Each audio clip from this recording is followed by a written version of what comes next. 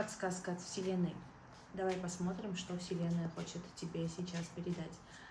В чем тебе нужно сейчас найти силу, на что обратить внимание, какие ресурсы свои увидеть.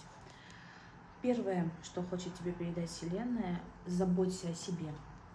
Начни ухаживать за собой, так как ты хотела бы, чтобы это делал партнер или родитель.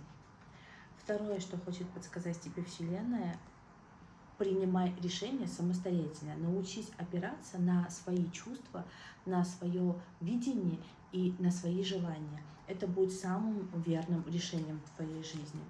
И третье, что хочет тебе передать Вселенная, что начни радовать своего внутреннего ребенка. Не забывай, что взрослость — это не отменяет того, что внутри тебя сидит тот маленький ребенок, которому так прекрасно и интересно жить в этом мире. Радуй его.